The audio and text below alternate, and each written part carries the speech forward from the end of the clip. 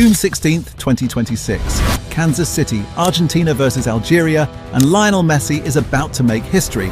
17 minutes in, he scores from 20 yards. By full-time, he has a hat-trick and a share of the all-time World Cup scoring record. But that's not the moment you need to remember. The moment you need to remember came earlier. A raked tackle on Algeria's captain, Issa Mandi. Studs down the ankle. The whistle blows. Messi raises a hand to apologize. No card comes out.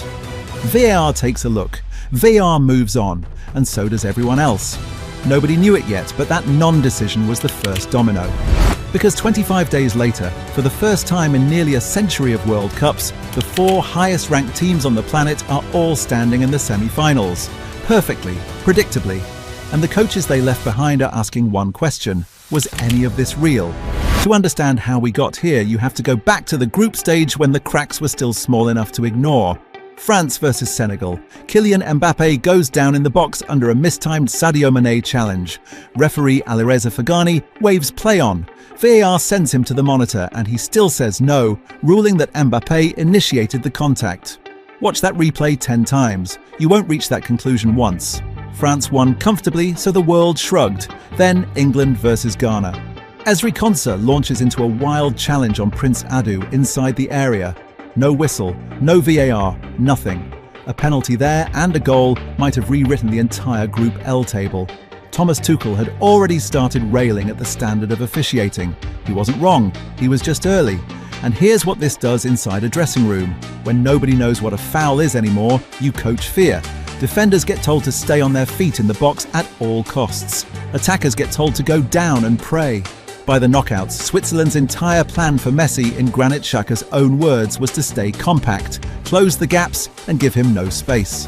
Containment, not confrontation, because a tackle is now a coin flip.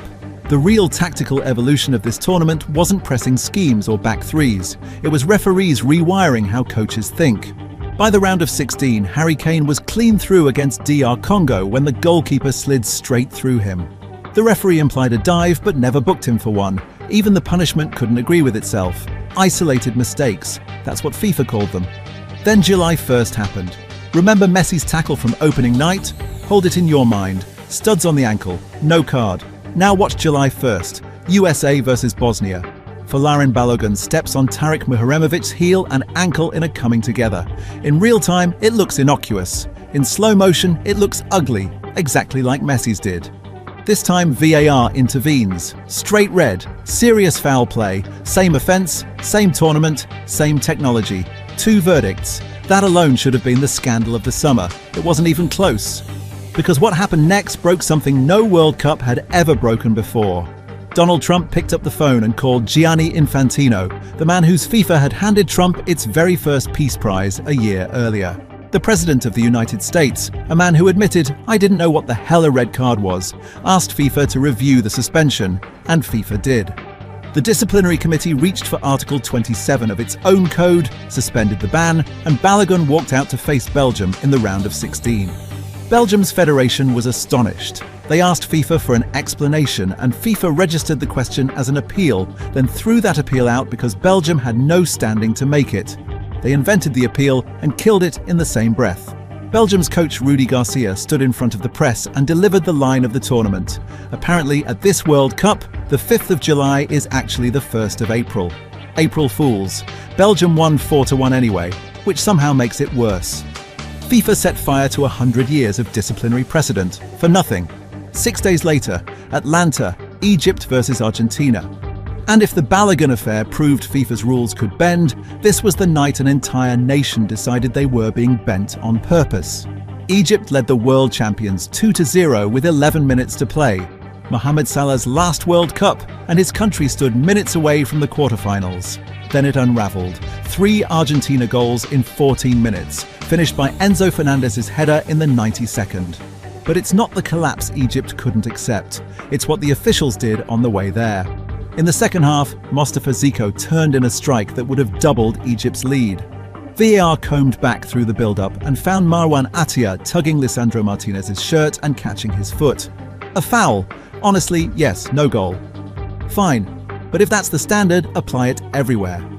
Because moments before Argentina's winner, Hamdi Fathi went down under a shirt pull. Nothing. Salah was caught in the box by Julian Alvarez, nothing. FIFA later filed it under normal football contact. Salah, playing the final World Cup of his life, was left pleading with Le Texier, palms open, getting nothing. The verdicts came in fast and they came from everywhere. Egypt's coach Hossam Hassan didn't dress it up. It's all about money. They want Messi to stay in the tournament. He vowed never to watch another minute of this World Cup. Ian Wright said on ITV that if you pull playback for Argentina's goal, you have to pull it back for Salah. Alan Shearer's version was simpler, either both are fouls or neither is. Jamie Carragher said that goal stands in any major league on earth. And the Egyptian FA went beyond words, publicly condemning the improper use of VAR and, according to multiple reports, filing an official complaint against referee Francois Le Texier and his team. FIFA's response? Refereeing chief Pierluigi Collina dismissed the whole thing as unfounded allegations. And Infantino insisted that nobody can influence FIFA's referees, not even the FIFA president. The same president who, days earlier, took a phone call and unsent off a striker. By the quarterfinals, coaches had stopped being surprised. Switzerland took Argentina to the edge, level at 1-1 after Dan Ndoye's equaliser growing into the game, Murat Yakin's compact block doing to Messi what Algeria and Egypt couldn't. Then Breel Embolo went down under a Leandro Paredes tackle. The referee gave Switzerland the free kick. VAR called him to the monitor and flipped it entirely. Not a foul, a dive, second yellow. Embolo left the pitch in tears and Argentina scored twice against 10 men in extra time. Granit Xhaka was measured and devastating afterwards. The red card changed everything, he said. To lose to a single refereeing decision, he added, is painful. Even Lionel Scaloni admitted Argentina were lucky the red card came, and with that, the bracket completed itself. Argentina, Spain, France, England.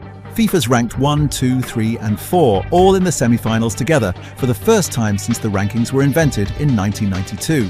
A 48-team World Cup, a format FIFA sold on chaos and Cinderella stories, produced the most predictable Final Four in history.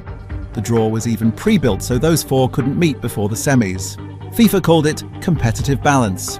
Egypt hit the woodwork of history. Switzerland finished with 10 men. Ghana never got their penalty. And yes, giants bled too. Germany lost a Jonathan Tah goal to the softest of blocks and went home.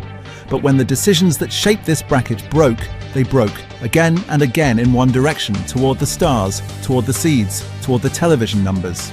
Maybe every call was honest. Maybe VAR is simply broken, and the wreckage just kept landing on the same side of the bracket. But here's the problem FIFA built for itself in the summer of 2026. When a president can erase a red card with a phone call, you lose the right to the benefit of the doubt. So the question is no longer whether this World Cup was compromised. The question is whether anyone could tell the difference. France and Spain on Tuesday, England and Argentina on Wednesday. Watch them closely and watch the referees closer.